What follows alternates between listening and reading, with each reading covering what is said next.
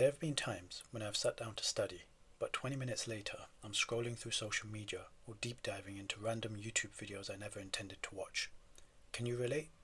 The world is designed to pull your attention in a million directions, especially when you're trying to focus. But what if I told you there's a way to hack your brain, to actually get into a zone where you're laser focused and your productivity goes through the roof? That's what we're talking about today, deep work, and how you can actually concentrate and get stuff done. First off, let's talk about why focusing is so tough these days. I mean, we're living in the age of distractions. Notifications, group chats, endless tabs open on your laptop. Our brains are basically being trained to switch tasks constantly. But here's the thing. When you're constantly switching, you never get to that deep, focused state where real learning happens. This is where the idea of deep work comes in. The term was popularized by Cal Newport, and it basically means working on something with total focus, no distractions for a set period of time. It's the opposite of multitasking. And for students, this is huge, because let's be honest, cramming for hours while half watching Netflix doesn't actually help you remember anything. But just 1 hour of true deep work, that can be an ultimate game changer.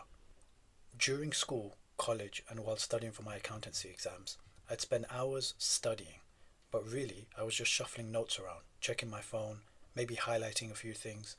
It wasn't until I realized that by blocking out time, putting my phone on airplane mode, and just focusing on one thing that I actually started seeing results. My marks went up, and honestly, I felt way less stressed. Alright, so how do you actually get into this deep work zone? It's not magic, but it does take a little bit of planning. First, you need to set up your environment. That means clearing away all distractions, literally and digitally.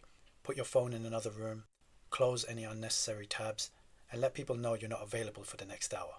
I know it sounds obvious, but you'd be surprised how much of a difference it makes. Next, set a timer.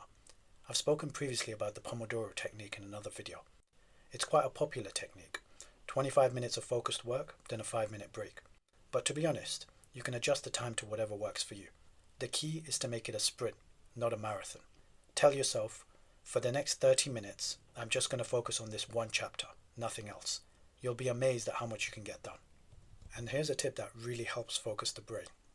Plan what you're going to work on before you start. Don't just sit down and say, I'm going to study. Be specific. For example, I'm going to review chapters 3 and 4 and do 5 practice problems.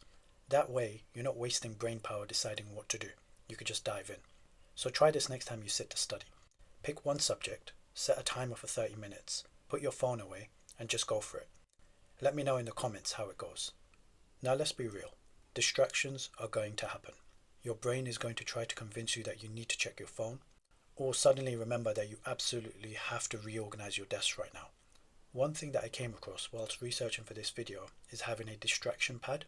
So it's basically just a piece of paper next to you, and whenever a random thought pops up, jot it down and promise yourself you'll deal with it after your study session. It sounds simple, but it's meant to help your brain let go of those little worries. Also, don't be too hard on yourself if you get distracted. It happens to everyone. The key is to notice it and gently bring your focus back. It's like training a muscle. The more you practice, the easier it gets. I used to think I had to be perfect, that if I got distracted even once, the whole session was ruined. But then I realized, even if I only get 20 minutes of deep work in a day, that's still better than 2 hours of half-focused scrolling. It's all about progress, not perfection. So how do you make deep work a habit, instead of just a one-off thing? The secret is consistency. Try to set aside the same time each day for focused study. Maybe it's first thing in the morning, or right after lunch, whatever works for you. The more you make it a routine, the less willpower it takes. And make sure to reward yourself. After a session of deep work, do something you enjoy. Go for a walk, grab a snack, watch a video. Your brain will start to associate focus with good things, and it will get easier over time. After a genuine deep work session, you'll often feel mentally drained, similar to how you'd feel physically after a tough workout.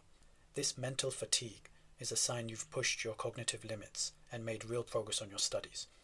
If you're struggling to get started, maybe try to find an accountability buddy. Tell a friend what you're working on, or even study together. So to wrap it all up, deep work isn't about being a productivity robot. It's about giving your brain the space it needs to actually learn and create. In a world that's constantly pulling at your attention, being able to focus, even for just 30 minutes at a time. Next time you sit down to study, remember, Clear your space, set a timer, pick one thing to focus on, and just start. You don't have to be perfect. Just keep practicing and you'll get better at it. If you found this helpful, try out deep work for your next study session and let me know how it goes. Share this with a friend who's always complaining about not being able to focus. And if you have your own tips for getting into the zone, drop them in the comments. Remember, one focused hour is worth more than 5 distracted ones. Thanks for watching, and I'll see you in the next video.